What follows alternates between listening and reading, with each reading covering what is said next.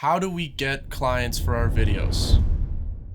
What's up guys, Will J here, welcome back to my channel. Hope you're all doing fantastic. I want to talk to you guys about clients. How do we get them at first, but more importantly, how do we keep them? I have a bunch of ways to share with you guys. Some are geared for the beginners, but mostly this video is for people who have a couple videos under their belt and are looking to get more clients and increase their business. So let's jump into it. The first thing and the most important thing is have a portfolio, ideally a website. So on your website, you can use anything. Squarespace, Adobe Creative Cloud has a free one if you pay for the monthly membership, and you want to get all your videos up there. Just have a place for all your work so people can see it easily.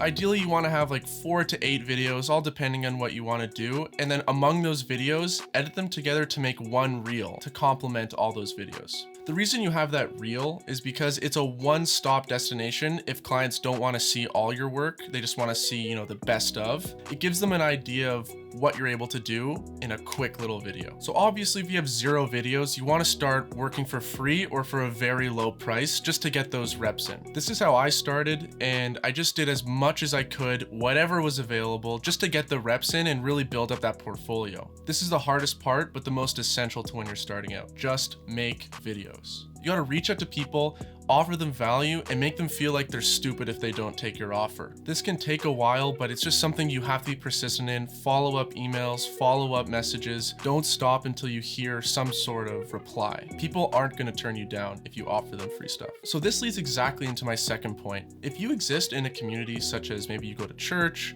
whether it's your school, if you work out at a gym, if you do any kind of activity, dancing, this provides you with the perfect opportunity to make some videos about people in those communities. So this is the exact technique I used when I got started. I do Brazilian Jiu-Jitsu. I've been doing it for about 5 years now. While I was training, I was also going to school, and I got an email about a short film competition where they want us to tell a story about someone who's overcome some adversity. Instantly, I thought about this teacher at my school who overcame a drug problem early in his life, and I thought, damn, this is a perfect opportunity to tell a story about this guy and share it within my community. When I got that email, I instantly reached out to that teacher, and he was interested. I edited the film, and I posted online, and it blew up everywhere. Tons of people in the community knew this person, they've been through the experience with him, and I just wanted to share his story. And I instantly started getting messages from people. People wanted me to do videos for their gym, and specifically at my gym, my owner reached out to me and he wanted to do work right away. And then I was off to the races.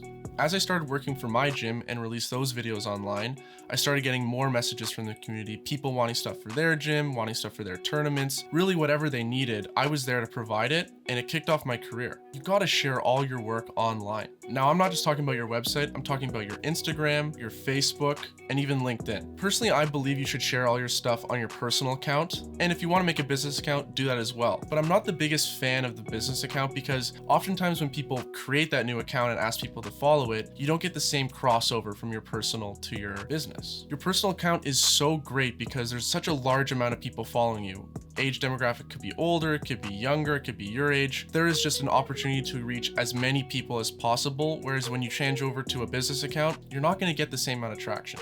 Now, obviously with your personal account, if you're posting a lot of goofy pictures with your friends, getting up to no good, it's not good to cross business and pleasure. Personally, I don't post a whole lot about my personal life and I don't post a lot of my friends doing stupid things. So for me, it was the perfect opportunity to share my business online and reach as many people as possible. You never know who's going to see your work on your personal. Oftentimes I've gotten messages from people saying, oh, my parents run this business, they need your video for this, or maybe they're running their own business, they need something for this. I've branded myself as Will J the videographer, so when anyone ever thinks of me through seeing my social media, they always seem to reference me to people who are in need of my services. So let's say you got that client through posting on social media. One thing about retaining clients and making sure that you can keep them for a long time is that you need to make sure that you fulfill their needs. Oftentimes us videographers, we just want to do what's good for us and we want to make videos that excite us. You got to make sure that your videos convert into whatever your client needs. The first thing you need to ask your clients is, what do you need?